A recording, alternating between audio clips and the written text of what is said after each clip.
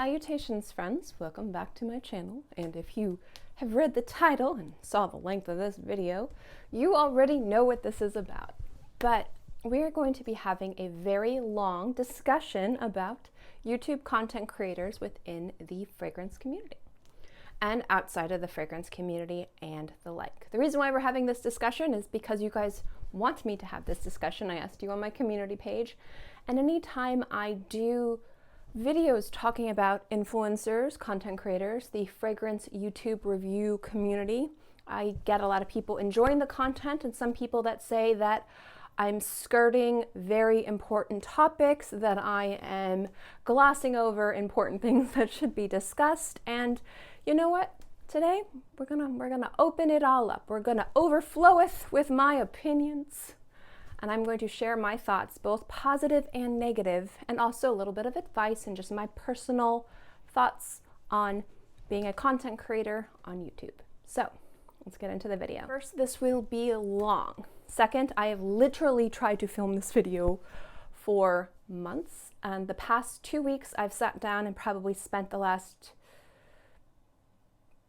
15 hours deciding how I wanted to do this. Yesterday I filmed the same video for 3 hours and I couldn't quite figure, I was editing it and something didn't click. The information wasn't fluid and I realized what that was. So before I go too much into it, you're gonna notice there's a pinned comment in this video, and also in the description there's gonna be a lot of timestamps. If you only care about one portion of this video, you can skip past, because I know this will be very long and chatty. But more importantly, I realized the biggest issue that I had was I wasn't properly letting you guys know where I was coming from to base my opinions on a lot of my opinions on these videos. So what I would do is I would talk about a comment, talk about my thoughts, and then I would tell you guys how and why I came to that conclusion, and it disrupted the flow. So the first portion of this video, I'm basically going to be doing a introduction, a TLDR, a kind of a cover letter on my experiences on being a content creator on YouTube. And just the TLDR, I am nobody. I am not an influencer. Although I've been doing this for a very long time, I have a very small channel, tiny channel. I do not get a lot of views. That is totally okay. I have no experience. I have no education. I have no formal training. I am a consumer who likes to share her opinion, but having been doing this for almost 6 years now, I have developed some experience as a content creator to have some slightly educated opinions on content creating videos, but not within the fragrance world and creating perfumeries or dissecting formulas and things like that. And I realized that as I talk about my thoughts and opinions and the pros and cons of content creators, I will be defending content creators. I will also be blessing content creators on this video. I wanted to just, in the very beginning, just lay everything out with you guys about me, so that way I don't have to regurgitate and go back and say, this is why I think that you'll understand. But if you don't care, and I completely understand why you guys don't care, you can obviously skip ahead. Now, I will never mention a content creator by name other than myself. So I will be talking about, obviously, the more higher subscribed content creators. So like if I say like the influencers, if I use like influencers, I'm talking about content creators that have like 75,000, there we go, I can say words, subscribers or more. I would say the more established content creators have 75 to 30,000, and I would say the smaller content creators are 30 and below. So I'm not going to be saying names. I'll probably say influencers, established and smaller. So that way I'm not going to be mentioning anybody by name, because that is not what this is about. I also cannot speak for anyone's experiences, contracts, their motives. I really can only speak, not really, I actually literally can only speak for myself. So if I give you guys my opinions, they are my opinions. I have no right to speak for anybody else, fellow content creators or you guys. But I do want to let you guys know what I think. So I will start off by, again, introducing myself. I will answer a lot of the questions and comments you guys had on the community page, where I asked if you wanted me to talk about this, and then I will go into a discussion where I kind of answer a lot of the most common critiques and criticisms that I see within the community that people have for and against content creators, as well as very established, I'd say, hate, and like the difference between hate and criticism and cyberbullying and all that stuff. Obviously, everything, again, will be in timestamps. So if you only care about one topic, obviously, you can just click to that because this will be a very long, chatty video. I didn't get much sleep, so if I'm kind of looking all over the place, that's what happens. I will be leaning against this cabinet. And also, I have my computer on over there doing something. So if I'm looking over there, if you guys aren't familiar, I am like a goldfish. I look all over the place. So let's get past this little disclaimer. I will get into introducing myself, and then we will get into the real reason why you are here, which is my opinions on content creators within the YouTube fragrance community. Hello, my name is Kristin. I am a fragrance content creator. I am considered a small channel. I started my channel, I believe, in May of 2016. I might have gotten my first video up, which was actually reviewing beauty and skincare first. I wanted to feel comfortable in front of the camera because I'm not good at pronouncing things. My tongue doesn't go where it wants to go to pronounce anything other than English. I used to take Japanese. I can kind of pronounce some Japanese fragrance names and things like that. So if there's like Japanese like Sakura Blossom, or if there's brands that are Japanese, I can kind of pronounce them. It's been literally 20 years, almost 20 years, 19 years since I've been in high school. I'm 37. I graduated in 2003, and I took Japanese my last 2 years of high school, so it's been a very long time. So I'm not good at pronunciation, so I try very hard, but I'm not very good at it. So to get a little bit more comfortable in front of the camera, because I knew pronouncing like French and Italian and other types of words that are English, but I just can't say them very well, I wanted to at least get comfortable in front of the camera first. So I did beauty and skincare reviews, not very well, still not very well, but then I transitioned to fragrance, which is what I always wanted to do. Now, I am not formally educated in fragrance or formally trained. So I didn't go to any fancy school, and I didn't get any fancy training. And when I mean by fancy, I mean formal, which means I don't have the proper training to be able to truly be able to break down fragrances in a way that like proper people who work within the industry are able to do. Now, some people can do that without the training, but it really helps to have the training and experience. I do not have that. The type of training I do have within the beauty and fragrance industry is working for places like Douglas Cosmetics and Ulta Beauty, and working with some of those brand ambassadors to be able to sell those products. So very minimal training that anybody who works at those establishments are given. So not much at all. So I'm not going to sit here and say that I have any real experience or expertise. I don't. I'm not any type of authority. However, I do love fragrance, and I do try to do as much research on my own. I do try to train my nose as much as possible. However, there's only so much an uneducated potato can do, and I will never sit here and discredit anybody else's education, expertise, training, and years of experience, because that would be unfair to the people who have put in the work. Even if I put in the work, I don't know if I would have the true ability to do that. And I think that a lot of that comes with expertise and intuition. I don't have the experience, expertise, and intuition. Also, the science and chemistry behind it, I don't have that either. But I do appreciate all the hard work that people put into creating fragrances, and I do like to share my love and passion with you guys. So when I review fragrances, the reviews I'm giving you are consumer reviews. So they are the same, should be taken the same weight as reviews that you see on websites like Lucky Scent or Base Notes or Fragrantica or Amazon or the department stores where you purchase said fragrances.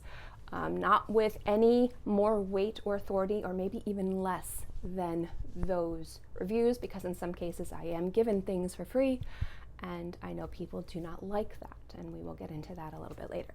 However, I do have a little bit more experience with certain aspects of the fragrance world, as I have had the lovely opportunity to work on 3 fragrances as a creative director. And after I explain that process, I'll explain why I did this. And that is, I was able to collaborate on 2 fragrances with House of Matriarch. Kristin West is an amazing artist when it comes down to luxury natural perfumery. I worked with her on the fragrance She. And then Lola from Lola Scents, Christy and myself worked on Kiki, which was released last year in 2021. I also commissioned Sarah McCartney from the fragrance house 4160 Tuesdays London for a charity project, Tiger, and all of the proceeds, like all of the profits, went to charity. And the only reason why I didn't end talking to you guys about the ending of that project is because when the pandemic hit, the documentary on Netflix, Tiger King, that was about that charity, the owner of that charity, and there was so much kind of hype and weird energy around that. I just decided to kind of just let it die. Also, a lot of the footage I had got lost when I switched from my phone to my iPad. A lot of my videos were lost, but we were able to donate a lot of money, thanks to you guys, for that charity. And that project was very much, I commissioned Sarah to create a fragrance, and I was a creative director, and I shared with you guys that whole experience. And again, all the profits went to charity, and Sarah was very generous to donate her fee to the cats too, so that was very, very cool. So in those aspects, I was a, quote, creative director, but let's be real, I am not a true creative director. It takes, again, a lot more than just somebody saying, I want this to smell more woody, I want this to smell stronger, to be a true creative director. Now, even if I were to own a fragrance brand, I do not own a fragrance brand at this current state in time. Will I in the future? I don't know. It's definitely something I would love to do, and if I did own a fragrance brand, it would probably be along the lines of Tiger, where a lot or most of the proceeds would either go to local artist groups and guilds or charities, probably CAT and, you know, like Humane Society and charities like that, like foster programs. But I'm not going to sit here and say that even if I donated and invested my own money, which is how it would be, I would be a true creative director as to what people would consider a creative director within the world of perfumery. Creative director within like a perfume brand, or who would say own a fragrance brand, like a niche brand or a luxury brand. There's a lot of experience, there's a lot of training, there's a lot of real world understanding of how fragrances work. It's not just this fragrance smells like bergamot and lemon and grapefruit and sandalwood and vanilla. There's a lot more that goes into creating a fragrance formula. Understanding, again, the chemistry and the science behind it, all the nuances behind creating a composition and a formula, and they working hand in hand with like a nose, and understanding that noses, like history and like their point of view in perfumery, and collaborating together to create like a fragrance or a group of fragrances or things like that. There's a lot of education, experience, history, intuition, like knowledge, and just passion, like so much more that goes into being a creative director, rather than some like random person just plunking down like $20,000 to start her own perfume line. So like, even if I were to own my own brand and work with the nose, even if that same nose was working with this creative director that had the experience, it's not that I'm not a good creative director. There's way more into it, way more education and understanding and training, and again, just intuition and knowledge that goes into being a creative director. So like, going back to like my experience, like I have a little tiny bit experience. I don't own a brand, but if I did, I would be a creative director aspect of it, and again, we'll get into that later. But I do have a little bit of knowledge from like the pricing of brands, working with a nose and kind of saying, this is what I'd like to see, this is what I wouldn't like to see. But again, no true real understanding, knowledge, or training other than a consumer who enjoys sharing her knowledge of fragrance with other people and getting a lot of fun opportunities to be able to have some passion projects come to fruition. Now, the other thing too that I've done is I've been doing this long enough that I've made some real friends within the community, fragrance owners, brand owners, other content creators. Although I'm a very small channel, I've been doing this again like for 6 years. I'm a very tiny channel. I have very small growth. I have done this long enough to also reap a lot of the benefits of having a channel. So I do have affiliate codes. I have worked with brands in regards to being sent a lot of free things in exchange for reviews. So I do have a very basic low-level understanding of the expectations of the relationship between like stores and houses and content creators. So I kind of understand like what they would like to see out of content creators in exchange for free products. Social media posts, reviews, the expectations of time, give you this bottle in exchange for this review, and things like that. And I've talked about that before as I stand up and sit down. You'll see that a lot. But in any other related videos, I will link those below. I'm also the type of person that I am very in love with this community. I haven't had too many bad experiences with this community. And most of the situations I've had that I would consider negative have been a learning experience for me, and I don't consider to be anybody's own fault except for my own. We will get into the difference between critique and constructive criticism and bullying, cyberbullying, and I definitely think that people misconstrue the two. Content creators don't understand the difference between people being honest and being like critical, and that's, you know, people being critical is not hate. There's definitely a difference, and I think people jump to anybody being critical of them as being hateful, and that is not the case. And that's something that I've been so grateful for with this community, is just you guys being supportive and wonderful and amazing and learning and growing and experiencing just this whole community for its positives where I feel warm and cozy, and also its positives where I kind of have to take a step back and realize I need to grow as a person, I need to grow as a content creator, I need to grow as a reviewer. And sometimes that stings a little bit, but you gotta pull up your adult pants and you gotta move forward. And I've done that, and I feel very proud of where I've come from, and I still have a lot of growing to do. But the longer I've done this, the more I felt very proud to be a part of this community, even though I am not a huge member of it. I'm not a memorable member of it, and that's fine.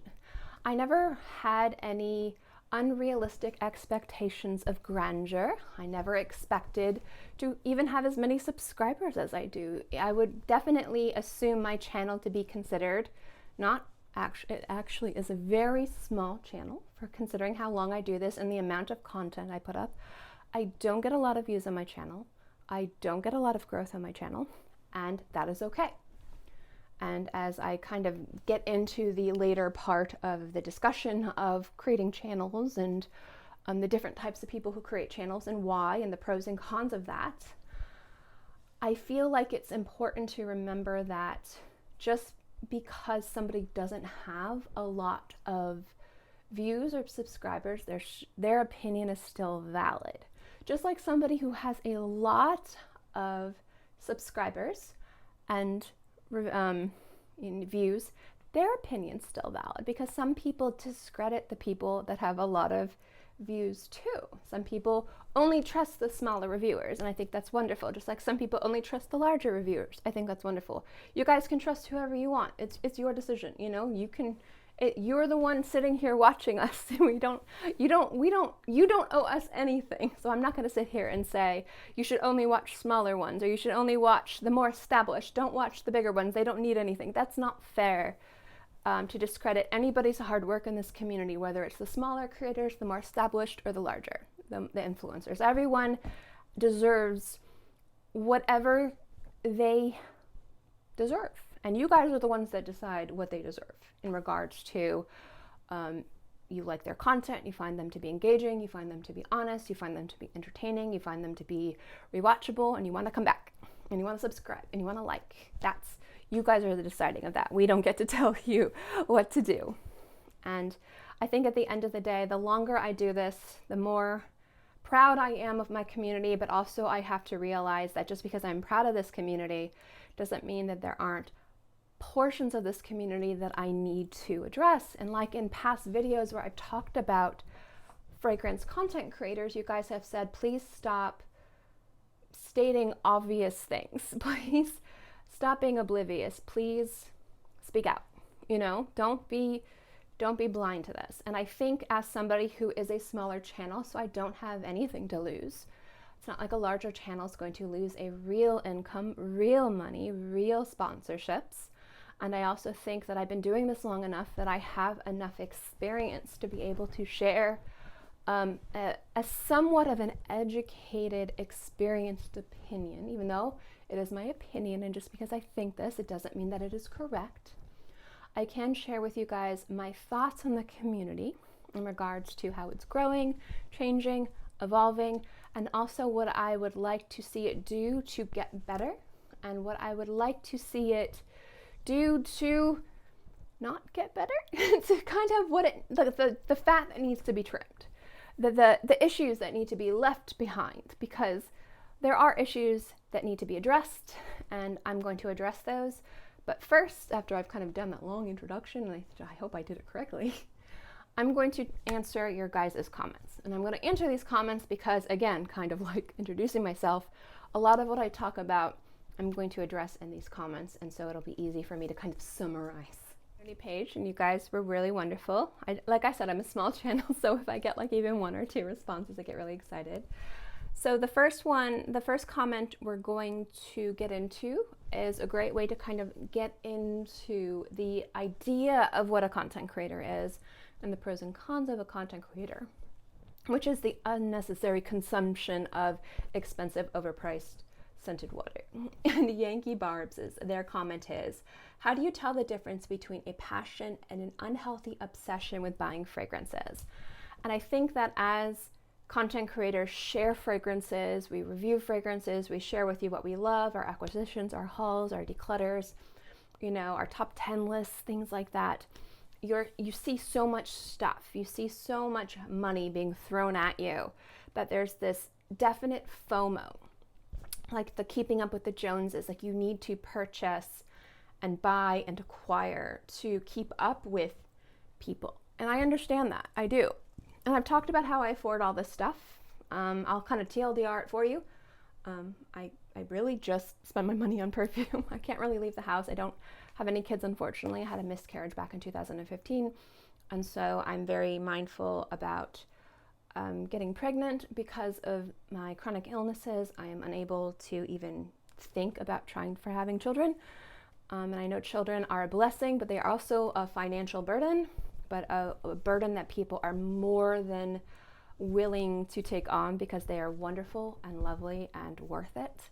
But you know, if you only have like an extra $200 or $300 a month, you probably want to spend it on experiences and travel and your children and doing fun, amazing things with your family. And I am not blessed with that aspect of life.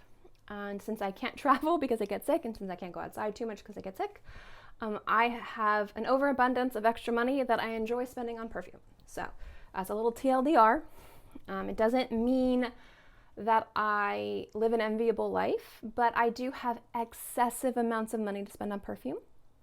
But I think that when you watch content creators, we're given free stuff, we're given a lot of opportunities to try things, so we have a better opportunity to understand what's worth testing.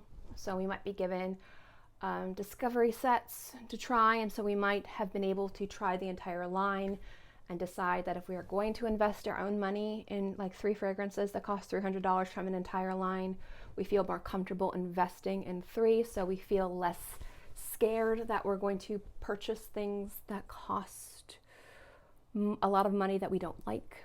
So we're given a lot more opportunity and less risk when it comes to adding fragrances to our collection. So it also always seems like there's this near endless flow of fragrances into our collections. And to be perfectly honest, as a small channel, I mean, I get a lot of stuff, so I can't speak for other channels, but I can imagine that the more established channels and the true like higher subscribers, like the influencers, they probably get a lot of stuff. So I can only imagine the types of fragrances that they're offered. So when you have this opportunity, like, and they're sharing what they love, they're sharing what they purchase, we're sharing all this stuff, I definitely think, since it's expensive and it's luxury and it's unnecessary, it kind of starts this discussion of fragrance addiction, shopping addiction. When is it too much? When is this too much? Because you're not going to wear it all. It's going to go bad. And we've had conversations about that. But I think if I had to sit down and talk about when it would be an unhealthy obsession, I think it would go from being a passion to an unhealthy obsession when it starts to affect your quality of life. So I'm going to use this example. I'm not saying this amount of money is a lot or a little. It's just easy for me to use this amount of money. So say somebody has $1,000 extra after paying all their bills. They put a little bit of money away in their savings, and that is their extra fun money. So that is their budget to spend all month on extra luxuries. Going out to eat, maybe going to the movies and, you know, buying concession products. Maybe they enjoy like shoes or watches, or they like handbags, or they like to have makeup and cologne. $1,000 is their budget for the month for all of that. And for me, that would only be spent on fragrance. So if I spent $1,000 on fragrance, I would not be overspending. So if I bought 10 bottles at $100 each, I would be within my budget. Now, for some people, most people, that would be an excessive amount of money spent on an excessive amount of perfume, but it's within my budget. So I'm not hurting I'm not going against my credit. I'm not putting it on credit cards. I'm paying my bills. I'm paying my utilities. I'm paying my health. You know, I put money away in savings. That is my extra money. So I have everything else that I need, and that's my extra fun money. Now, say I had a month where I wanted to spend $1,500 and I only had $1,000. I decided then that I was going to put $500 on credit. But next month, I only spent $500 on fragrances, and then the other $500 I used to pay off my credit card. I would also consider that to be healthy, as long as you did that very minimally. Not every month, not every other month, very rare occasions, because you're paying it off. Now, let's say I had children, or let's say my partner and I like to go out to eat once a week. We enjoyed to go out to eat and have a nice bottle of wine. So us going out to eat cost $100. We also like to take unfortunately we have no kids, but let's say we had children and we wanted to take them out to the movies, and that also cost $100, and we did that 2 times a month. So we're looking at $600 now for having quality time with family members. That's not just a purchase for me. So that $1,000 isn't just a personal me purchase. That is a family budget for, you know, let's just say 6 people or 4 people. And I decide to spend $1,000 on 5 bottles of fragrance. So not only have I spent all of the fun money on just me, so now I don't get to go out and have a nice dinner with my spouse, but my spouse doesn't get to enjoy, because my spouse actually hates fragrance, but my kids don't get to go to the movies and enjoy eating popcorn and having soda and having candy and watching a movie. So now my purchase has taken away experiences from my family. Now, if I did that once, if I talked to my family, maybe it is a birthday, maybe it's my birthday, and I really want this really nice bottle of perfume, and I say, hey guys, you know, this is what I want for my birthday, and my spouse talks to my kids, and they're like, hey, we're gonna be real frugal this month. We're not gonna go to the movies. Mommy and Daddy aren't gonna go out to eat, so that way we can get Mommy something real nice. That's different. But if it's all the time, and you are neglecting being a member of a family, a partner, a companion, for your own luxury needs. Like, health is different, you know, making sacrifices for other people is different. But like, if you've got like 5 or 6 bottles of perfume, 10 bottles of perfume, 100 bottles of perfume, you can live without buying another 10 bottles, so that way you can have a nice experience with your family, you know? Especially if it's not a situation where it's like an anniversary or a special present or a special occasion where they've all agreed to do without to surprise you and do something nice for you. You've already spent that money without even asking them, and now they have to do without so that you can have something unnecessary and excessive. That's one situation where I would assume it would be an obsession, like an addiction, because your spending addiction is hurting the ones that you love. Well, let's just say you're yourself. Let's just say you don't have a family, you don't have a partner, you're living the single life. That's totally fine.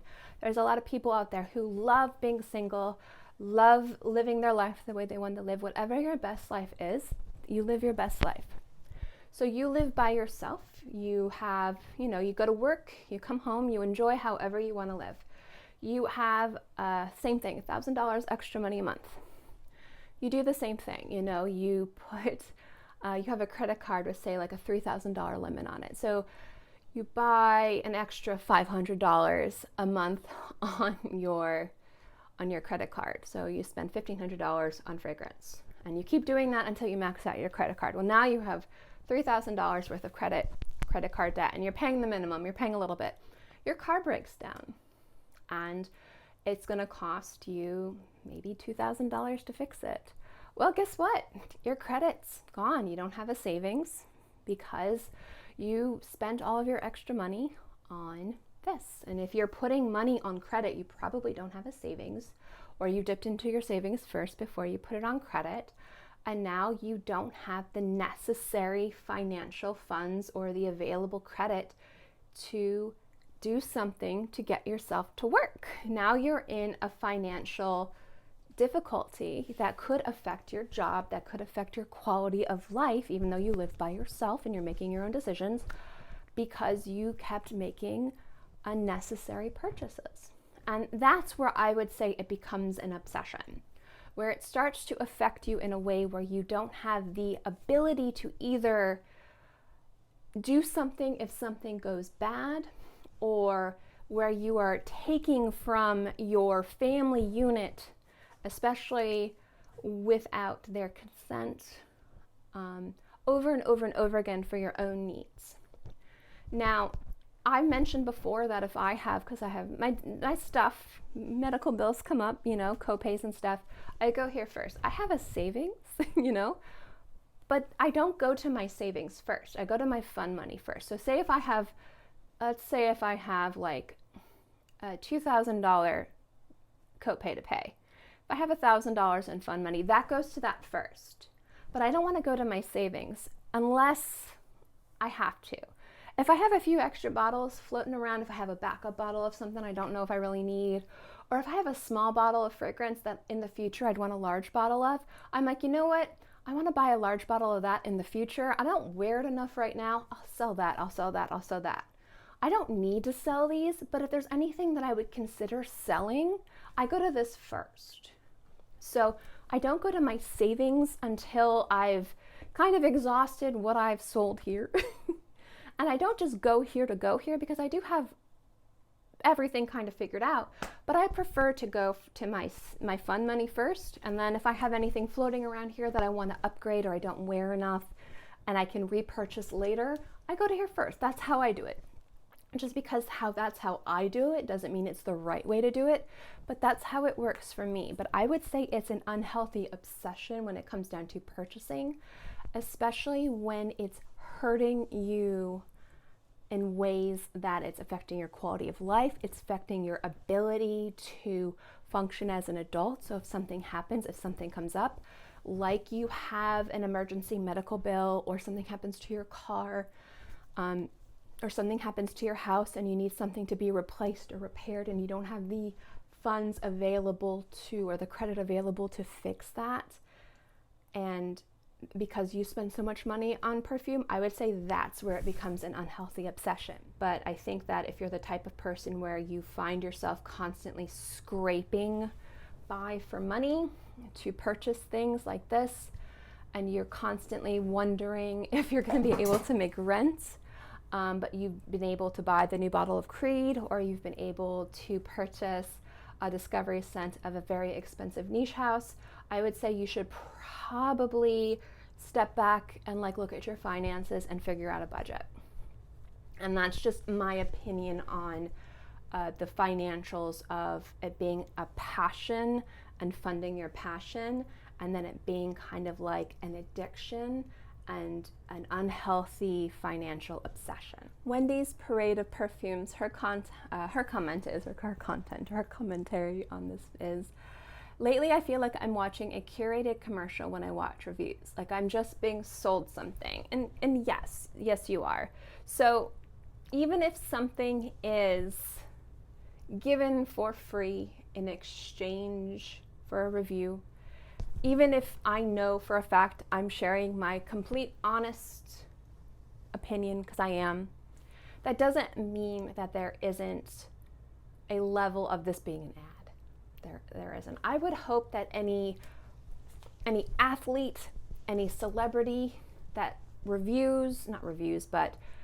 gets paid to, say, I love my Calvin Kleins, I love these Nike shoes, I love this Gatorade, they probably do, but they're still getting paid. It's still an ad, so I would assume that it's just safe to say that anything that was given for free in exchange for a review, my channel included, that just assume that it is a curated commercial. I think it's safe to say that, and I don't think that there's anything wrong with that either. I have no issue with people and PR, people getting things for free, as long as I understand the dynamic between the business dynamic between the brand and the person. And I like to use beauty influencers as a great example. I know that when this person's getting a PR, they got it for free. And they're probably reviewing it because they know if they review this said PR kit, even though they weren't being paid by this brand, they're going to get a lot of views on their videos, and they're going to get paid through AdSense. So they might not be actually paid by this brand, but they're still creating kind of like a commercial for this brand. And a lot of times when you get sent PR, you get sent things way ahead of time than its release. Now, I haven't been sent anything way ahead of time of its release, but a few years ago, I forget which fragrance it was, I was sent something like 2 months before the fragrance is released so I could try it, with the intention of, hey, could you please be so kind as to try and review this around the time of its release? This is when it's going to be released. So I was sent a discovery kit and a bottle of perfume for this brand to be able to have a full comprehensive review of the brand and the specific fragrance when it was released. So that way when people were talking about it and able to purchase it, we had worn it enough to be able to properly review it. And that makes sense. So that way we're not just getting it a week ahead of time or the time that it was sent out. We could wear it enough to give you guys a proper review and be able to honestly say this is great longevity, this smells like cat piss, this smells real cheap, I love the rose in this, but it still doesn't smell worth the price, this one's amazing. But it's all marketing. And I think that whether or not you're being honest, it's marketing. It's marketing. And I think that as we get into it, we're going to talk about influencers and marketing and, our place in the perfume world hierarchy. We're low, but we're also high. When I say us, I'm talking about content creators. I'm not talking about me. But it is a curated commercial. And don't be, I'm speaking to content creators out there. I know none of you guys are watching, but if you are, don't be afraid of sharing your content as being free. Honesty is the most important thing, honestly. That is it. That is what, at least what I've noticed and if you guys, if subscribers, if you guys out there disagree, please let me know. That is what our audiences want, is honesty. If we get something for free, they want to know, did we get it for free? That's it. They don't want to be lied to. If we don't like something, say you don't like it. If we do like something, say we like it. If we got it for free and we like it, say we got it for free and we liked it. I think that our audiences are smart enough to know when content creators are blowing air out of our butt. I'm pretty sure they're aware of when we're just, blowing smoke out of our booty. And I think that we need to not be scared of saying, hey, this was sent for free. Because I think that there's also something very awesome to say that this brand trusted us enough with their reputation and with their product. I think that that's something to be said about our credibility. I would hope it would be something to be said. And I do agree that free bottles are very rampant in the community, and that's also why in the beginning of my video, I always say if I got a bottle for free or not, because I don't want you guys to have to sit through a video if you don't want to sit through a video of free bottles. I know a lot of you guys who have been a part of my channel for a very long time. Some of you guys have been with me from the beginning. You guys are like, I don't watch your free bottle reviews. And that's fine. That's why I put it in the first 30 seconds. So you guys can be like, nope, goodbye. And that's why I do it, so that you do not have to waste your time watching a review on a fragrance that was sent for free. So this comment, and this will be the last one on the community page, this is from a content creator, and she's also referencing another content creator. I will link their channels below. And this is from Limelight Lass, and this is the perfect segue into what I'm going to be talking about, which is why I saved this for last. And Limelight Lass, their comment is, I would love to hear your take on this. At Miss Prissy Baby just did a video kind of about this. As a fragrant content creator myself, I appreciate unique content like yours and hers. However, it is frustrating that if you want to gain subscribers, get monetized, get sponsored, etc., you have to recycle all of the cliched topics that the major influencers turn out.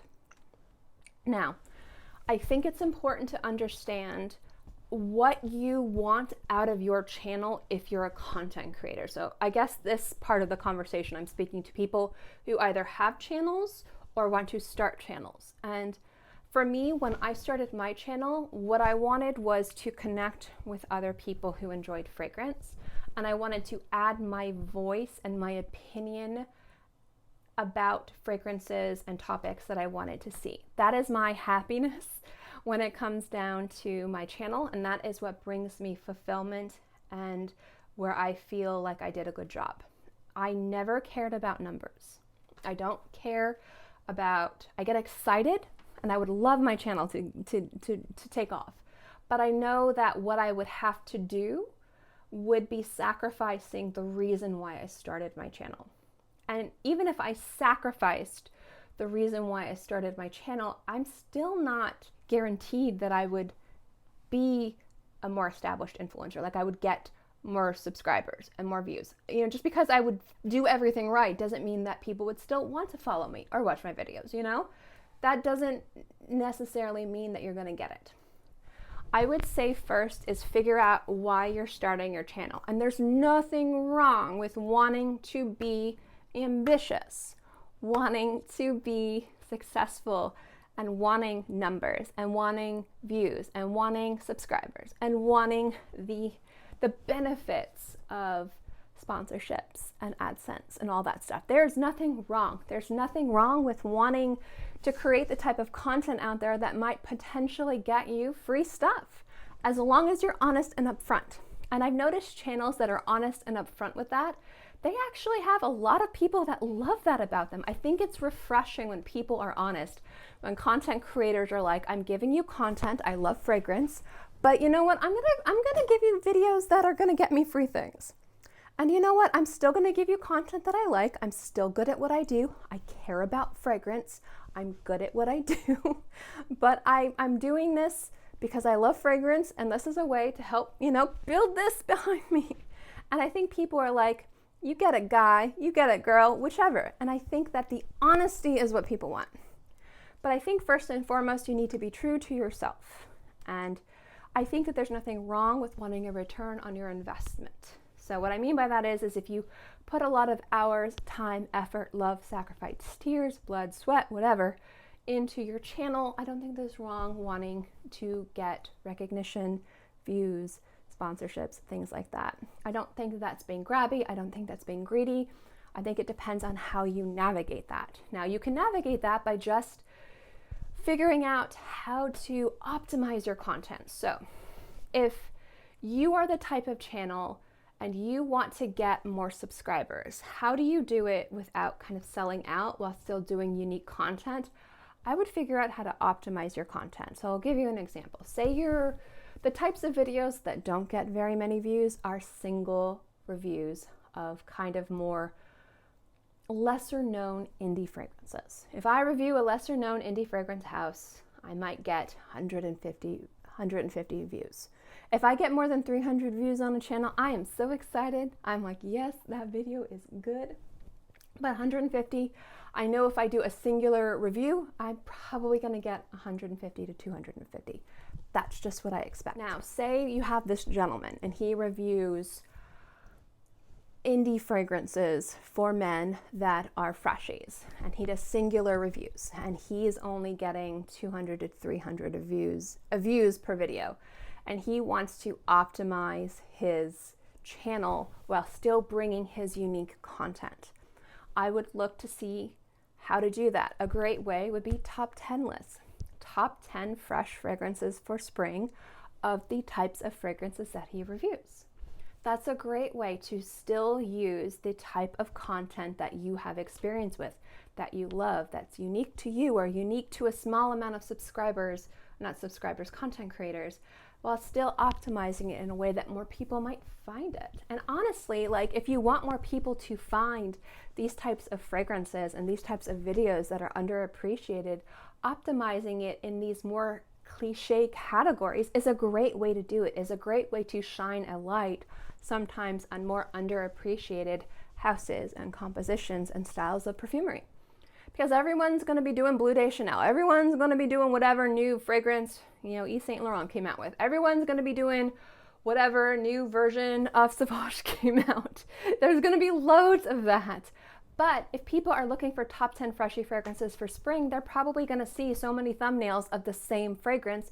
If you want to stand out, but also have your unique spin on it, and also probably get more subscribers and more opportunities, having that unique take where you're not sacrificing your content, the type of things you want to bring to your audience, but also maybe getting more, more attention on your channel, would be figuring out the type of topics that have a lot of attention, but not sacrificing what you like to bring to the table.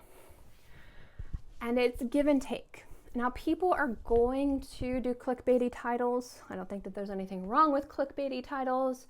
If that's what you want to do clickbaity titles. If you want to do clickbaity thumbnails, if that's what you want to do it.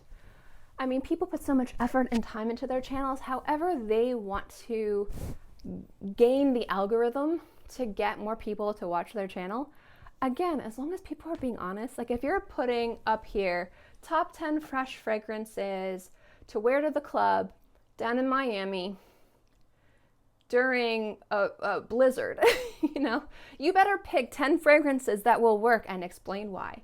Don't just say, hey, I said fresh fragrances, but here's this like fecal oud that's got vanilla and saffron, but I say it's fresh because it's got a little bit of bergamot in the opening. Like, then that's just being a little bit too much. But if you find a way to do it, then go for it. Like, there's ways to do it. There's so many videos out there of the same thing because people like the same thing. People like safety. They like comfort. They like familiarity. But people are not going to want to buy the same bottle of perfume. If people want something new, something different, something fresh, something different, something signature, they're going to want to find something different. So offer them the same format that they enjoy, like maybe a top 10 list or a seasonal favorites, but have your unique take of fragrance that you enjoy. Maybe you only like to review celebrity fragrances. Maybe you only prefer to review indie fragrances from smaller houses. Maybe you really only want to review this style, this perfumery, this nose. You can do it. Find a way to optimize your content in a way that doesn't sacrifice your ideals as a channel. There's so many different reasons people start channels: ambition, passion for perfumery, wanting to be a part of the community, wanting free stuff. The biggest thing for me when it comes to channels, first and foremost, is honesty. Why are you starting your channel? Once you understand why you start your channel, then you figure out how to optimize that to the best of your ability for growth. I know for me that I wanted to start my channel to share my opinion and my thoughts on fragrance. And part of that is being chatty. My videos are very long and very rambly. So I know that if I have any hope of getting more than 150 views on a video, I have to be a little bit better with my thumbnails, even though they're not very good, a little bit better with tagging, and a little bit better with my title. That's my only hope. That is my only hope when it comes down to bringing more people in, because I am not willing to sacrifice not talking in circles for 20 minutes on a $20 fragrance, because that's why I started my channel. And that's why I know I'm never going to grow fast or have a lot of subscribers. And that's my decision. That doesn't mean that other people won't decide that, you know what, I've spent so much time talking, but I want a little bit more. I want more subscribers. I want more recognition for the hard work and effort I put in my channel. So you know what, I'm gonna tweak how I edit. I'm gonna tweak, my SEO. I'm gonna tweak maybe the style of videos I do, and move forward. You can still, however, create the unique content that you want to do without sacrificing your integrity of this type of content that you want to bring out there. You don't have to regurgitate the same styles of videos over and over and over and over again. Because actually, if you look back and you look at all of these kind of cliched videos, every single reviewer has their own unique take. They might do the same style of videos around the same time, but everybody has their own kind of flair and flavor, and they figured it out. So I think what you need to do, and when I say you, I'm talking to any reviewer out there, is figure out what's important to you. And if growth and numbers and subscribers is important to you, figure out what flavor you are.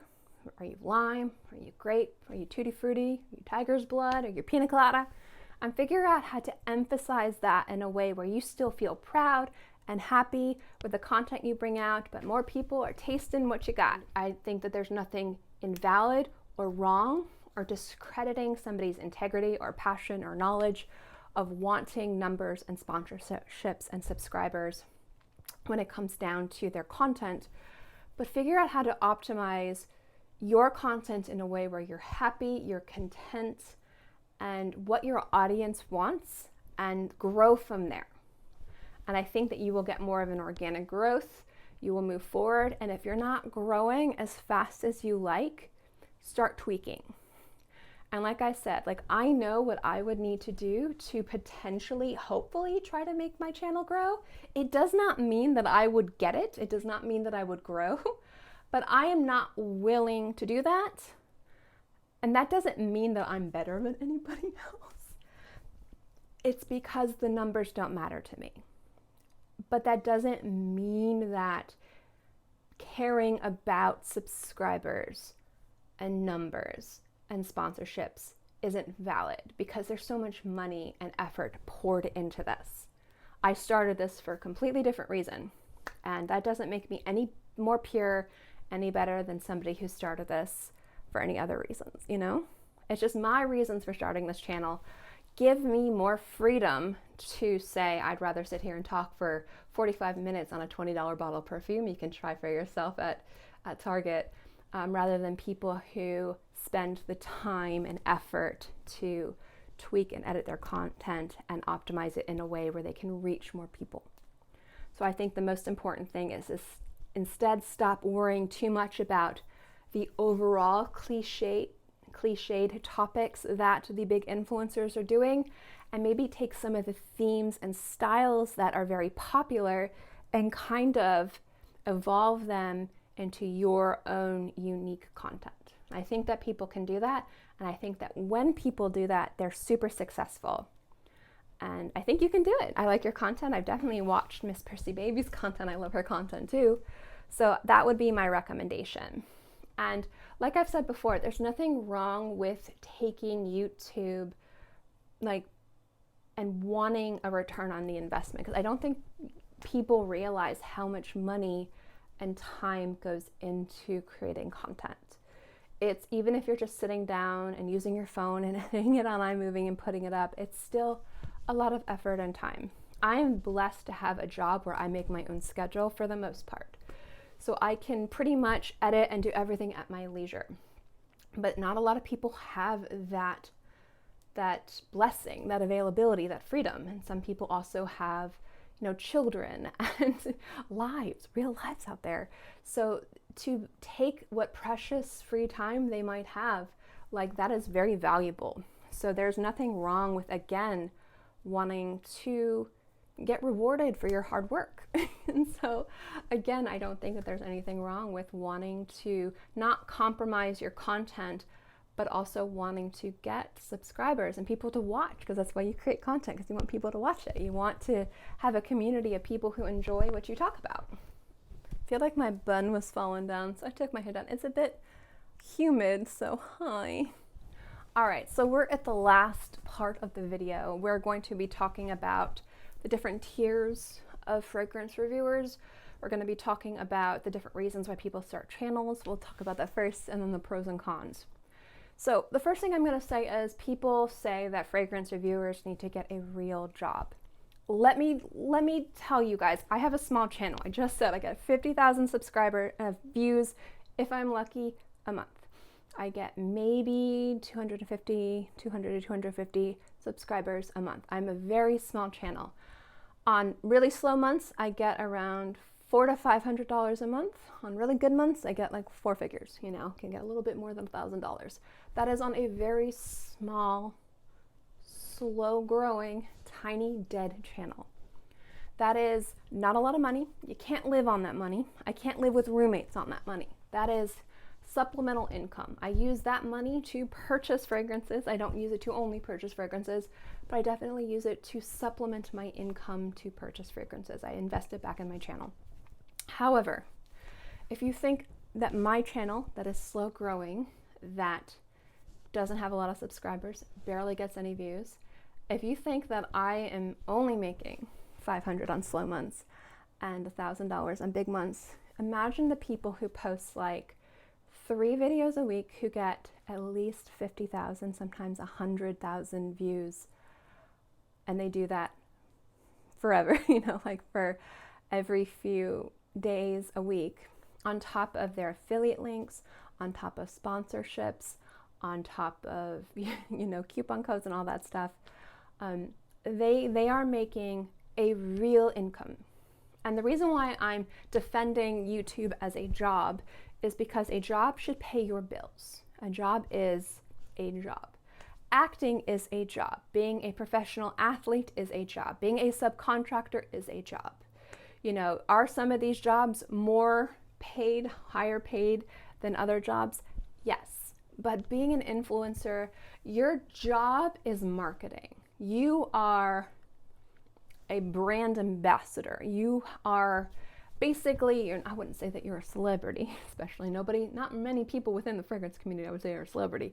But what I'm saying is your job is to market products. You work in marketing within the beauty perfume industry.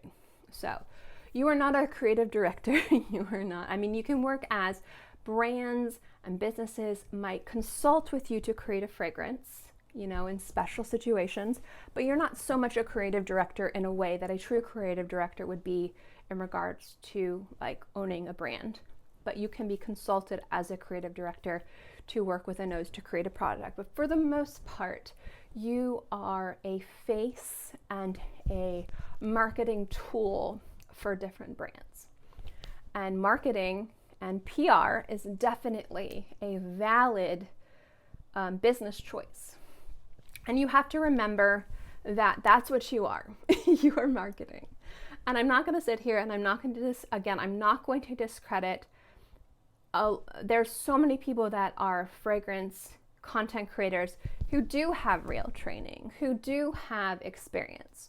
Not every content creator is somebody like me who has absolutely no formal experience, who has absolutely no formal training, who has absolutely no idea what she's talking about.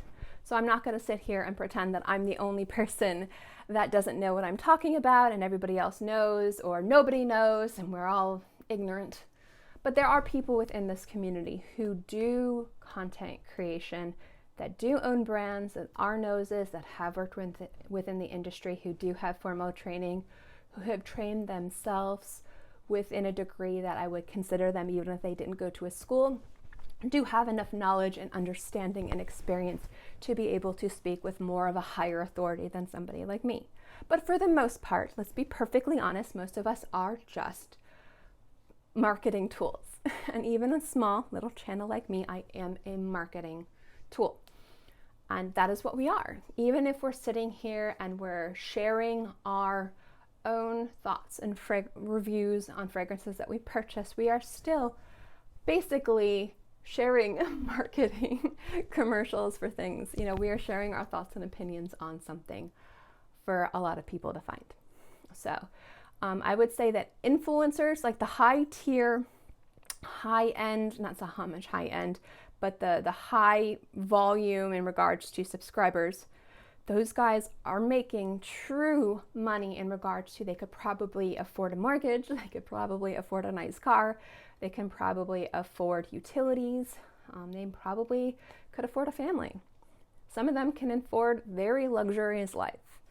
And that is a job, as long as they take it as a job. And sometimes when you have a job, you have to view your job as a job. And going back to, you know, what Limelight Last says, doing a lot of these cliched contents, you might have to sacrifice some artistry and creativity and some almost agency of the type of content you bring out there in exchange for a paycheck. So you might want to create or review some of these single fragrance reviews of some houses that you like, but you might have to realize that if I only do, you know, 2 reviews a month, you know, or say 2 reviews a week, I need to review the things that are going to bring in money, because you might be paying for an editor, you might be paying for management, you might have contracts in place where you have to review this fragrance and talk about this so many times. You can have influencing as a job, but you have to take it as a job. And you do at some point lose some agency to decisions that you make, because you are probably making decisions for other people in regards to, you have a team that you employ. Now, some people might just employ an editor, some people might just have a manager, you know, but at some point, if you are going to be using influencer as a title, you do at some point have to make decisions based on money and profit and profitability than just passion and artistry. I'll use myself as an example. I'm an artist. One of the things that I do is I'm a painter. Many people don't think that's a real job, but hey, it pays my bills. So, you know, I really don't like painting commissions. I prefer to paint what I want to paint. But guess what pays the bills? My commissions pay my bills. And it's feast or famine with me. We're not talking about my crazy, you know, like graphic art, which again, I've talked about that. I wouldn't even call it graphic art. It's kind of like sketching on a tablet and then people taking it and actually turning it into something real. But when I get a commission, I normally don't want to paint that, because what people commission me to paint is the things that I paint over and over. I am so tired of painting the same thing over and over again. I've painted so many of the same things over and over again. I'm so tired of painting it. I can see them in my sleep, but that is what makes me money. So if someone comes up to me and they're like, hey, Kristin, we would love to give you like $3,000 to paint this painting, I'm going to say yes. Even though I'd much rather spend the same amount of time and paint something that nobody's going to buy and it's going to sit in my studio, because that's what I want to paint. I'm going to paint what pays my bills. That is the same thing with influencers. So when they create the content, they might want to create this type of content, but they're going to have to pay their bills. And so when they are creating this content, they're going to have to make decisions of the type of content that they are creating to pay their bills. When you have made the decision to be a content creator full time, and if you are given that opportunity, if your audience and brands, and if you are one of the lucky few, because you're very lucky to have this life, because I have been given opportunities being a very tiny channel, and it is wonderful. It is still a lot of work, but it is wonderful to be able to have a lot of these glamorous opportunities. You still have to put in a lot of work, and you still have to make sacrifices and concessions. So you might see a lot of the same cliched types of content because that is the content that pays the bills. And I'm not going to sit here and say, because I can't speak for a matter of fact that these content creators want to create the same content, but when you have to pay the bills, and when you might have to pay a team, or when you might have to upgrade your equipment to keep up with the current trends, because that is important when you have this as a job, you do have to keep up. You have to make decisions in regards to being the type of person where you have to sacrifice creativity for monotony. And as somebody who has to sacrifice creativity for monotony, it can get soul crushing. It can. I do enjoy that I get paid for my artistry and my talent. I do. I get so excited. However, it gets tiresome. It does. And I guess I am defending the larger creators who can have the opportunity to use this as a career, a true career, and use it as work. And if they can find a way to have their own special, unique flair, if they can find a way to do this in a way that is uniquely their own, I think that is fantastic. And when I look at each huge creator, people who are growing and evolving and changing, I see that each of them have their own unique take, their own spins, their own special catchphrases, their own unique lifestyle that they add to their videos. And I think that as a content creator, I may be able to pick up differences, maybe, I don't know. I also don't watch as much of them as I normally do, so maybe I only see 1 or 2 videos rather than people who watch it a lot. And I'm not sitting here and saying that they work harder or deserve as much money as they get, but when you work in marketing and PR, generally the people that are in the front of the stage, who have the light shine on them, they are the ones that are making the most money. Think of actors and athletes and singers. You know, these people have talent, but when they're being paid to be representatives of brands. So, you know, if Taylor Swift is being paid to sing, she's obviously being paid for her talent to sing and write songs. Definitely talented woman. But what happens if she's being paid to be just a face of a brand? She's not being paid to sing, she's being made to be a face. She's still getting a lot of money to just stand there and say, I like this. There's a lot of value placed on T Swift. And I'm not saying that people within the fragrance community have the same level of talent or value of Taylor Swift. But what I'm saying is that when people put their faces out there, they're generally the ones that are getting more overpaid than other people. So I will say that if you are the person in front of the camera and your face is in front, you're probably getting more money in regards to marketing. And so if you are, say, the type of influencer who could probably bring in $10,000 to $25,000 a month, I think that that could be considered a livable wage. And I think that that could be considered a real job as long as they manage it correctly, which means, you know, not being frivolous with their spending and paying their taxes and being responsible with how they manage everything. And it's definitely doable, definitely a livable wage. And they do have to make decisions as such. And a lot of these people who are bigger influencers, they have 2 jobs. So they might have this job that's maybe paying them, let's say, between $50,000 to $150,000 a year, on top of another job that's maybe paying them $50,000 to $150,000 a year. So on top of, you know, they have now one person is bringing in the income of 2 people.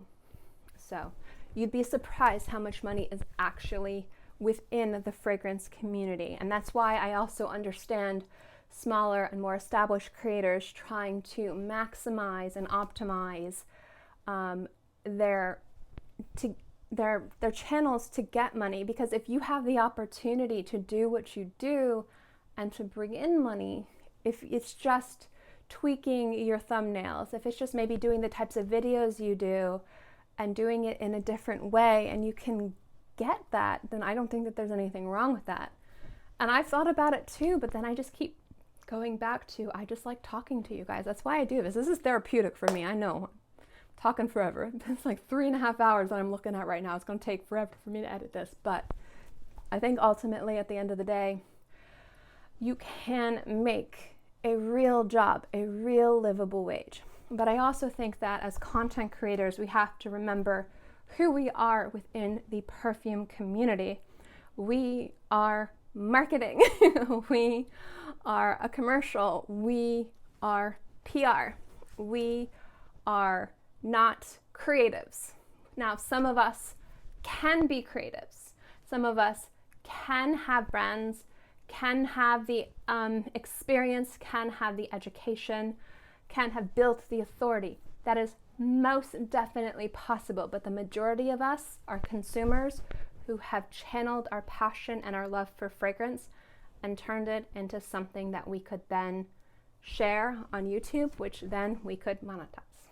And I don't think that, again, there's anything wrong with that. I don't think that there's anything shilly or gross or greedy about that. But I think that we need to stop pretending that we are more than just somebody who likes fragrance, that we have a higher level of understanding, because there's so much that goes into perfumery than just mixing a bergamot and a lemon and a sandalwood and a vanilla. When you look at some of these actual perfume formulas, there's a chemistry, there's a science, there's an experience, there's an understanding, like different areas of the world that might sell the same type of rose, maybe different areas of the same, in France that has the same rose, maybe you want to buy the rose that's sold slightly north because the soil is a little bit richer, so maybe it smells like a little bit more artichoke-y.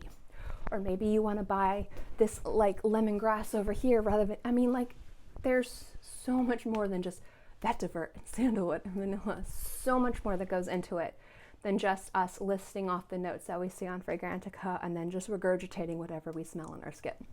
We are still sharing our genuine thoughts and feelings and opinions on what we smell, but pretending that we can really understand the complexities of what it takes to create a fragrance, that it's like some form of higher art. I don't think that we need to pretend that that's who we are. And I think that it discredits us and it also discredits everybody else. And that's something that I think we need to change. But I also think that there's nothing wrong with saying, hey, I'm really good at describing the scent. I might not have much of an experience as a perfumer, but I can really do a good job at explaining how this smells on my skin. If you want to go try it, this is how it smells. This is how it performs. I think it's worth checking out. There's nothing wrong or shilly or dishonest about that. We don't have to sit here and pretend what we're not. And that's how I feel.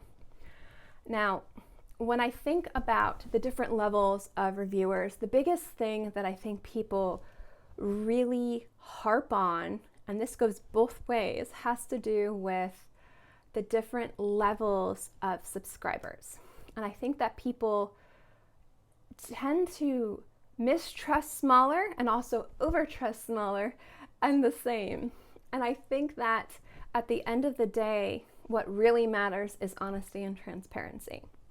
And the reason why I keep saying honesty and transparency is because, we are not talking about rocket science. I am not sharing the news, even though that's very important to be honest with the news, and also with science. Okay, I'm horrible at this. This is why I don't have that much anything. But we are sharing our thoughts on fragrance. I've had the pleasure of you guys messaging me, DMing me, emailing me saying, thank you, I bought something based on your opinion. And some of these bottles are hundreds of dollars. And when I review something, I think that even if I purchased it, I think that I want to make sure that I'm sharing an opinion that I feel comfortable that you guys would not waste your money or your time.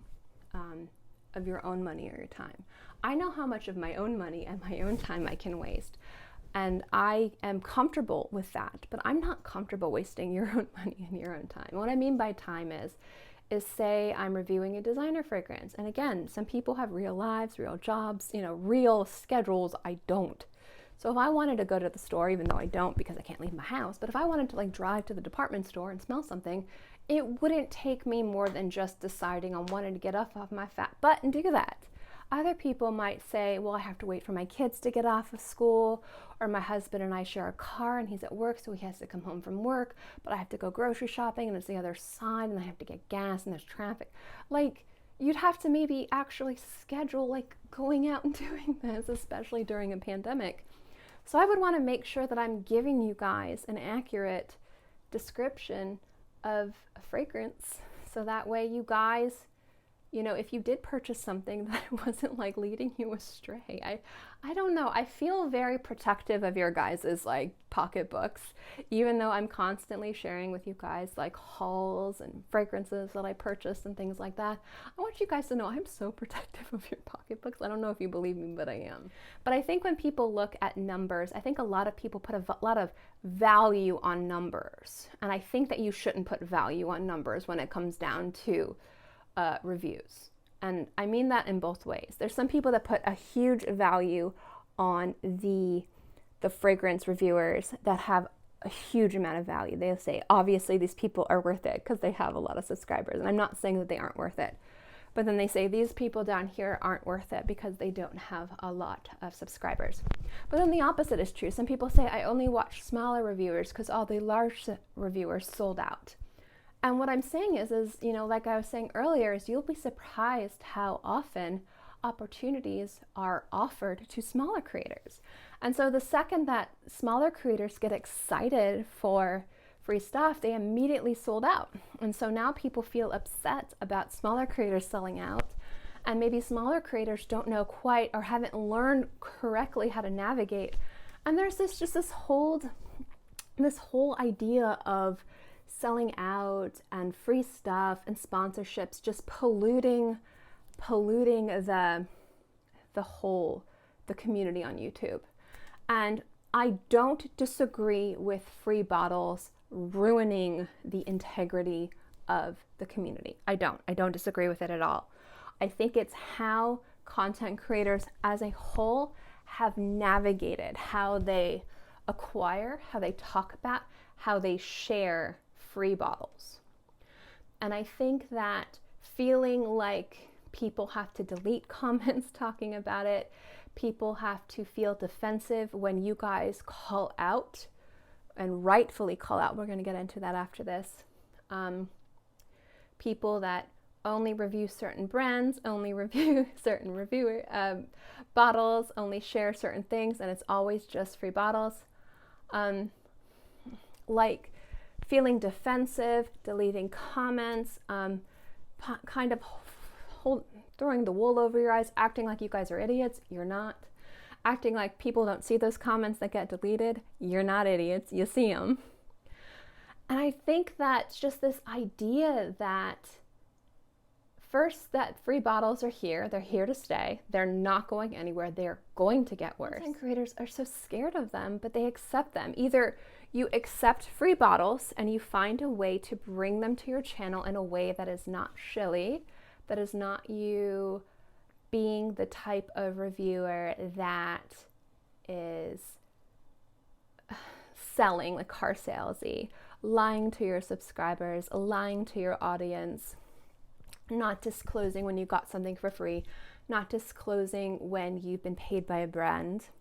I mean, I know a lot of these bigger influencers are given more opportunities to give back to you guys with more links and affiliate codes, and I get it.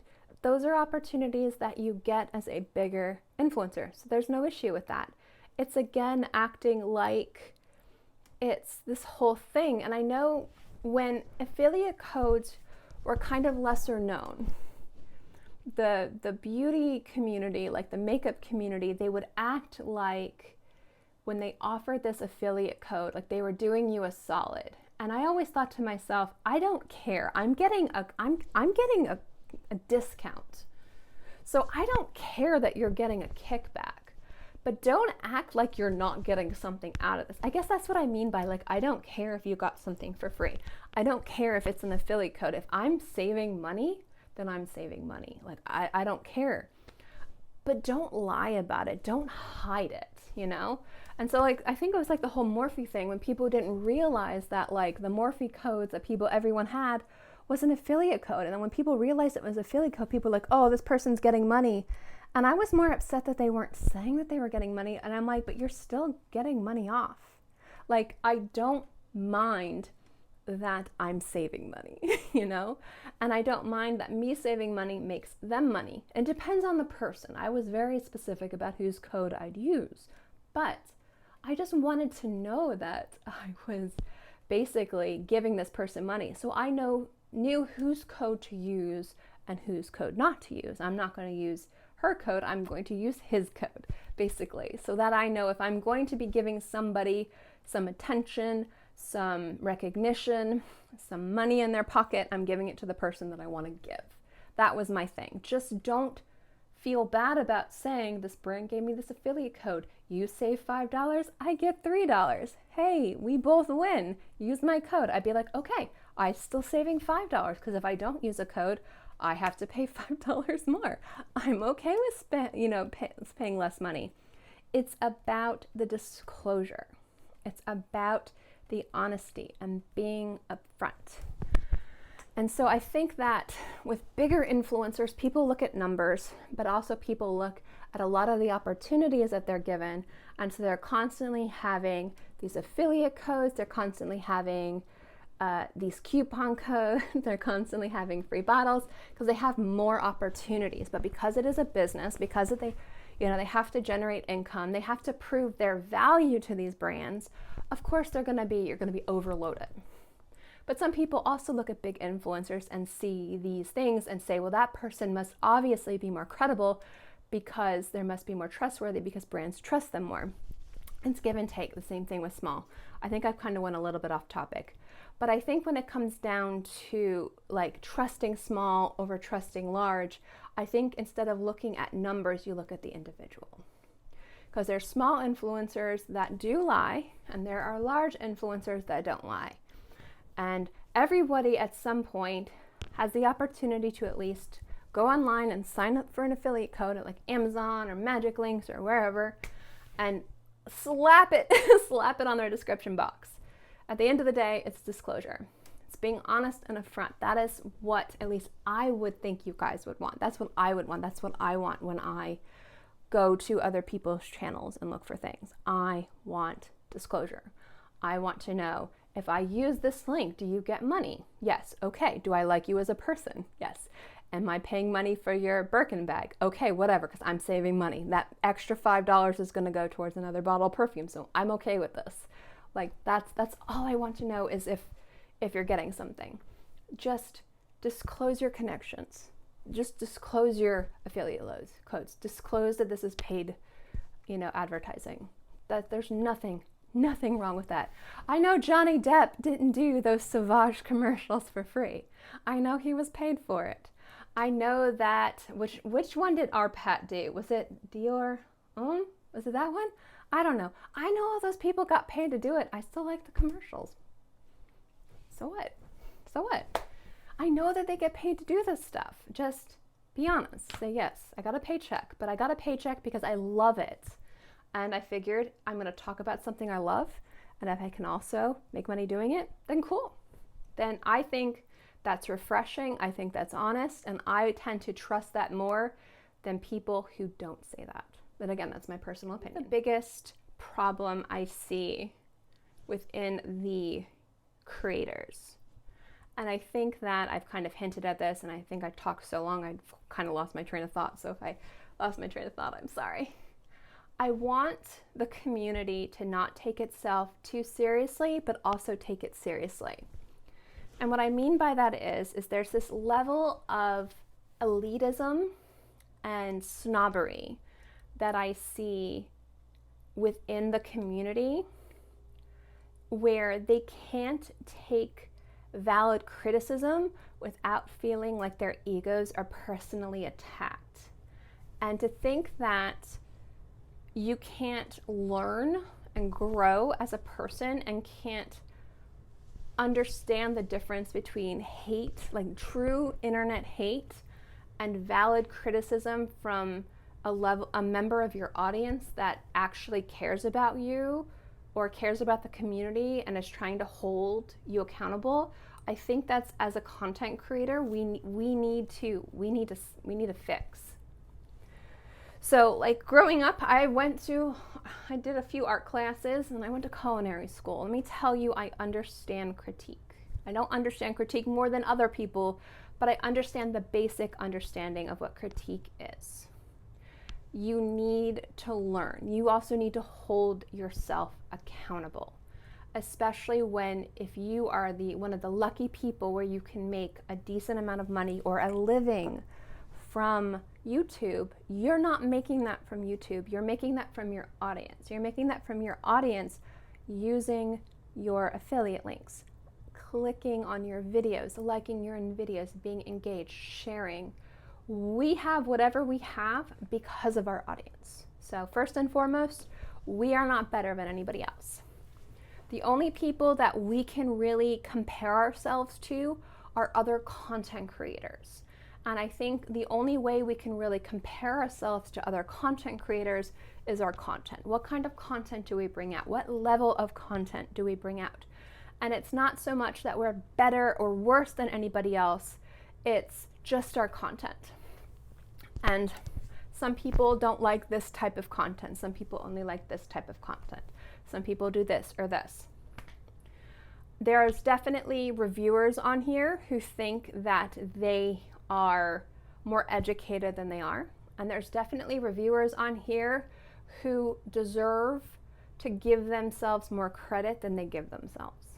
And I'm not going to sit here and say that the big reviewers, the people who have a lot of subscribers, and even the more established people, haven't earned or are not deserving of what they have. They most definitely have earned it. But I definitely know that there's a lot of smaller creators who deserve way more than what they have.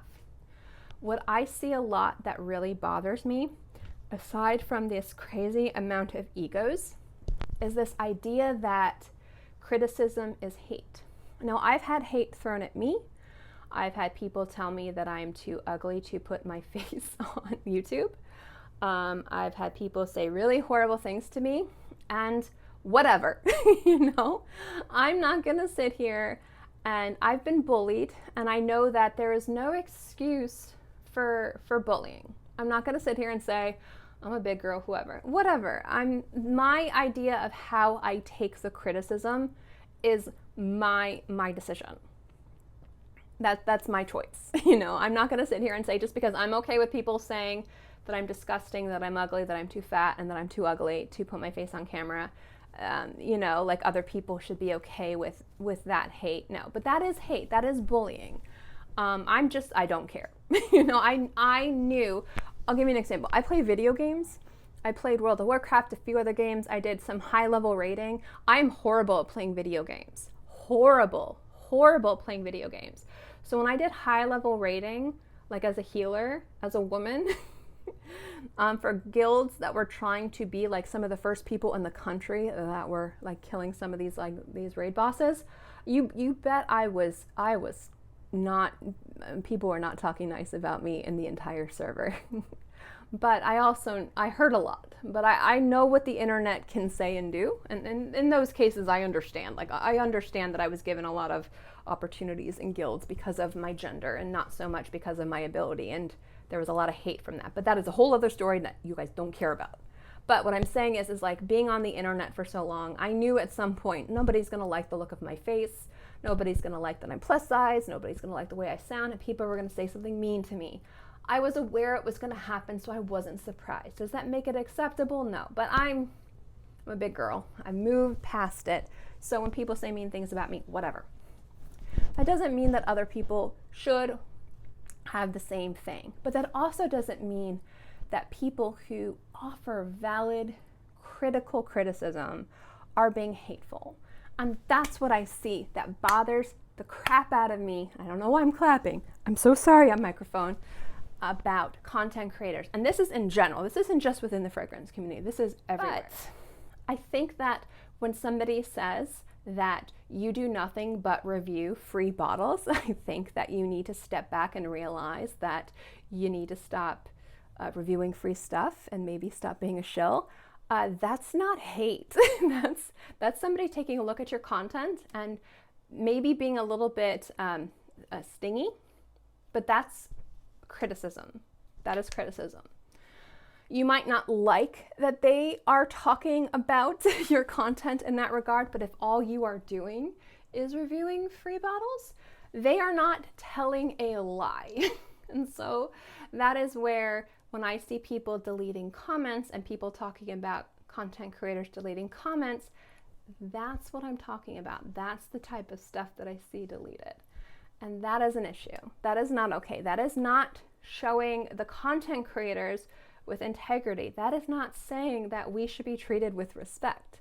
That is not saying that we are adults who should be given adult money and should be treating the money that we get and the opportunities that we get with real integrity. You know, like people who are making real money, this is a real, you could easily have a luxurious high-end life with the type of money you're making from your opportunities.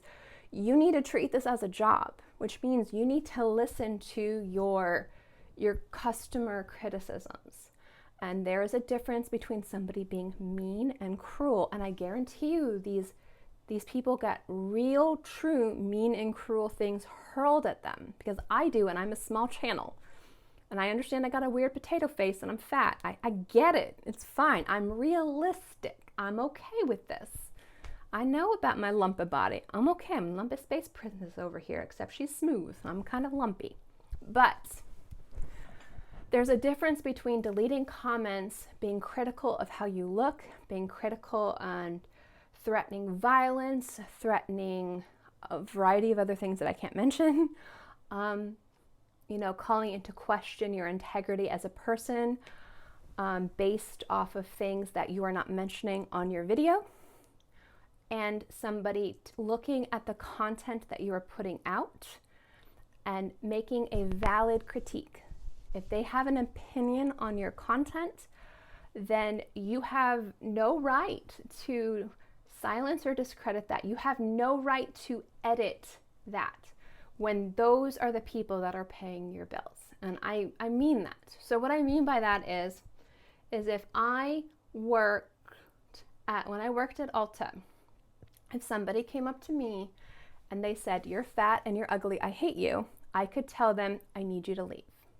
You're being disrespectful and you're not welcome in my store." But if somebody came up to me and said, "I don't like that you're selling this palette from this influencer. This person is a racist and homophobe. How dare you?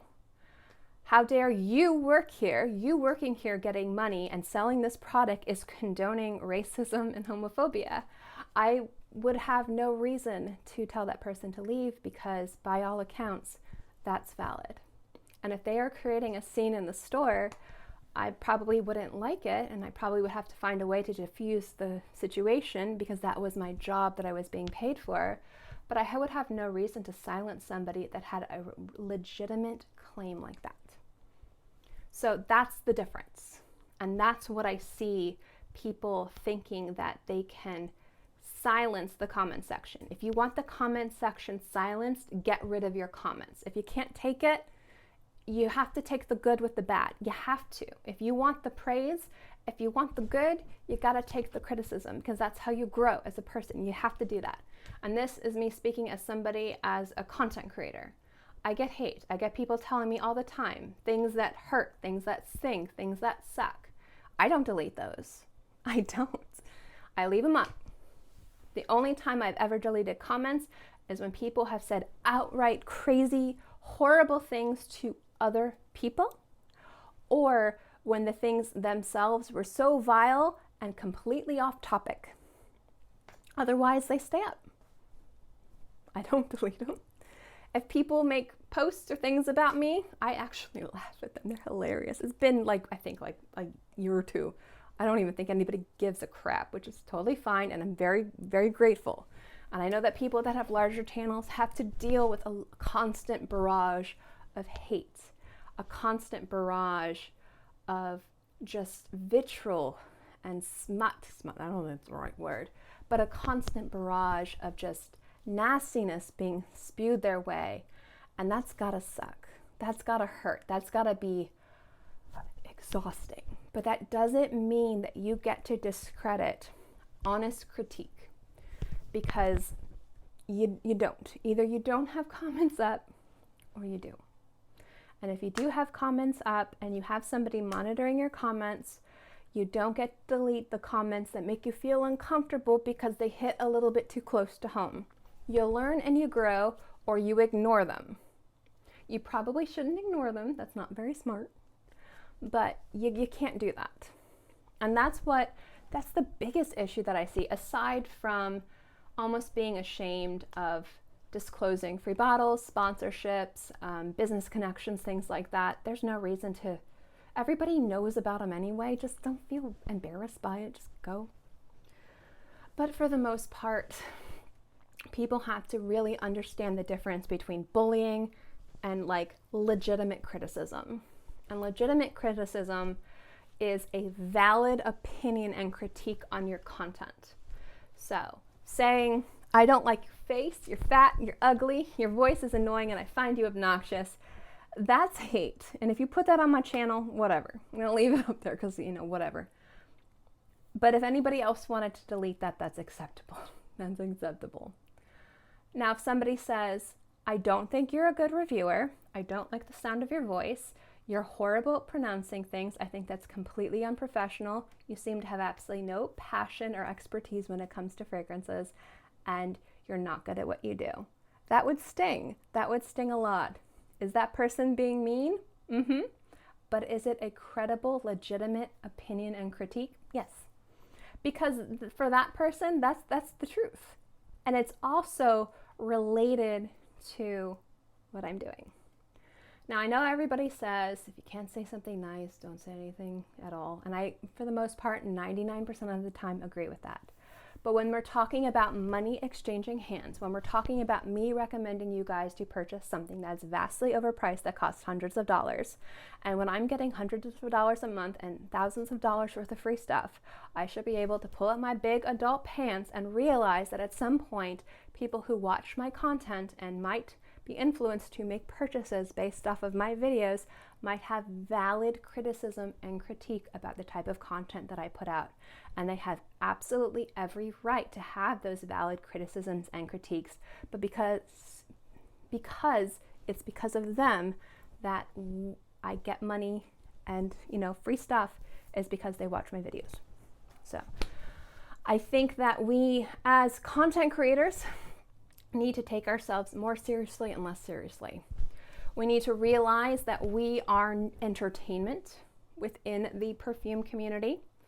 There are a lot of us that have, and when I say us, I am not including myself. I'm not including myself in this, that definitely are educated, that have very important, valid opinions and thoughts to share, have experience and real world expertise that we bring to YouTube. There are people that have been creating content for a long time that stopped creating content that we miss. There's new people that are coming that are growing so fast that have figured out how to optimize their content and bring the type of content they want to see in a way that their audiences are so excited for. There are people that have been creating content for 3 months that are already at like 30,000 subscribers.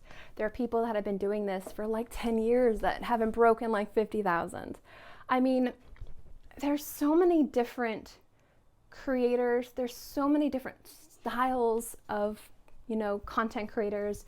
I think that the other big difference between the bigger content creators, the more established content creators, and the smaller has to do with also the type of content that they bring. So the bigger influencers, the more established content creators, and the smaller has to do with the style of kind of content. Again, those kind of more cliche topics, the top 10 lists, the brand overviews, where they kind of bring it in a very kind of bite-sized, entertaining way.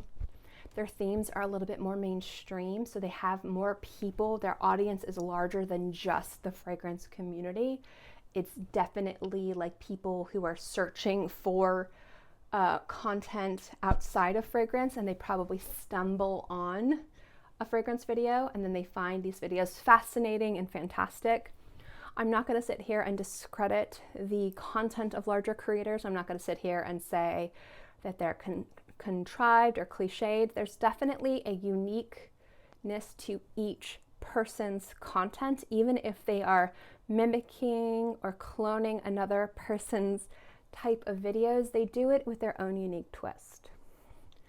And I think that that's why some people are bigger than others, because somebody might like this person's personality. Somebody might like this person's pics more. Somebody might like this person's jokes more. I mean, they might all mention the same fragrances, but they do it in a different way. Not every single apple pie is going to taste the same. Some, you know, and that's kind of like, you know, what it is, you know, finding the flavor, finding the recipe that hits.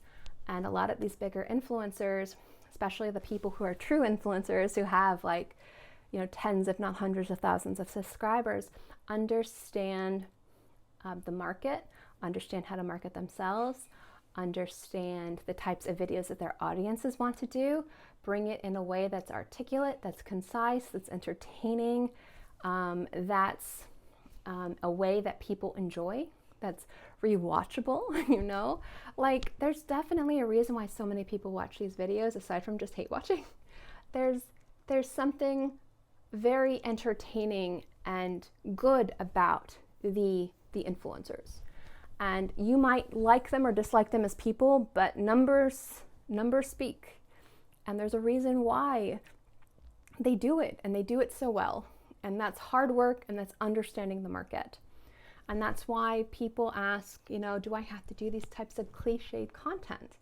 I don't think you have to do the type of cliched content that the big creators do. I think that they're understanding the trends ahead of the game. And I think what you need to do, instead of trying to emulate them, is trying to figure out what works for you and optimizing that. But I definitely think that there's a reviewer for everybody. If you like the more mainstream content, if you like the more bite-sized type of videos where you can get a lot of information about a lot of different brands that are probably out of your reach, I think the bigger influencers are fantastic. If you want a nice variety of maybe harder to find fragrances, easier to acquire fragrances, maybe a different variety of the type of videos that you get. Maybe you're doing like a cheapie search at TJ Maxx or a top 10 list, or a clone house review against these like super high-end niche fragrances. I think the more established brands, you're going to have more of a variety, because I think that these people have kind of optimized like a variety of different content. And I think that this is where a lot of people kind of enjoy sitting, because there's a lot of different things here. But since there's a lot of people at this level, I think that's why a lot of people sit again at like the 75 to 30,000. But if you want like single reviews, if you want a more esoteric niche experience, if you want to watch somebody grow and be a part of somebody's journey, if you trust smaller brands, or if you're looking for more of a niche area, like maybe indie fragrances from Etsy, or vegan cruelty-free beauty, or if you like the idea of a specific style of person. I know a lot of people prefer, you know, maybe this person who lives in this area. So this woman right here, she lives in the same environment that I live. So we both live in the upper Midwest, and I prefer to spend less than $50 on a bottle of perfume, and she only reviews fragrances that are under $50. So you found somebody that matches where you live and your ideals of budget. So like you found somebody, like you're gonna probably find somebody in this category that's gonna fit a more personalized experience for you. And I think that you can mix and match. I mean, if you have like an hour to watch YouTube videos, maybe don't just binge watch one person's video, maybe watch a whole bunch of different people. At the end of the day, there's going to be a fragrance content creator for everybody. And I think that there are pros and cons of a variety of different people. And I know this video has been incredibly long-winded, but I really wanted to sit down and just chat with you guys about content creators. I know that I've preached a lot in this video, but I also know that I am not innocent of a lot of the same crimes that I've talked about. I've grown a lot in this community, I've learned a lot, but I still have a lot of growing to do. And a lot of my opinions on here are based on my love and respect for this community, for the content creators who have been here forever, for new content creators who are growing and establishing themselves and just skyrocketing. It's just fantastic. I've always loved this community. That's why I wanted to be a part of this community. That's why I wanted to create content. I know that I am not owed anything, and even though I am a small channel, I am still given way more opportunities than I deserved. But I also know that at some point, people have to start talking about things. And there's a lot of love and money and opportunities thrown at content creators, big and small, within this community. And I think that we have to hold ourselves accountable, and that means being vocal.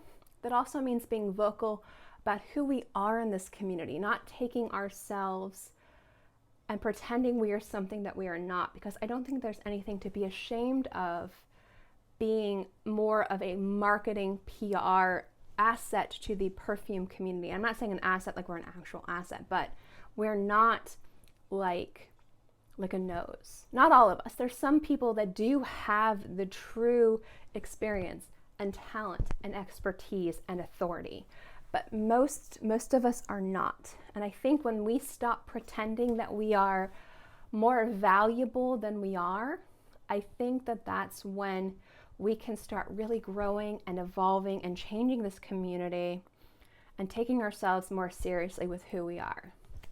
And I think that there's nothing wrong with people saying, I'm a consumer and I'm reviewing something for you guys, because people love that and people want that. There's going to be some people that want a noses perspective on a perfume. There's going to be people who want an understanding of a specific demographic, a specific age group, a specific gender, a specific area of the world, a specific budget. There's so many different reasons for people to want to watch content creators. And I don't think that we have to pretend to be something we're not. I don't think that there's anything shameful about being, I just like perfume, I buy it, and I'm sharing my thoughts and opinions with you guys. And I think that that's what we need to start doing. I also think that as content creators, we need to start holding ourselves more accountable. We need to start not taking ourselves so seriously. And we also need to be more forgiving with ourselves and more understanding that not everybody is going to like us, and being more understanding of our audience as a whole. So I'm ending this video here. I've quite literally talked, you see how tired I am? I'm literally looking at 4.5 hours. I don't know how much of this I'm editing. It's going to take me forever to edit this video. And I think I'm happy with this edit. I think I'm finally gonna get this video up. But do understand that I am only giving you guys my opinion. My opinion can change. My opinion can grow. My opinion is mine. It is not yours. So just because I say something is a specific way doesn't mean that it's going to fit your guys' idea of what is correct. I would love to know what you guys think. If there's any situation you would like me to expand on talking.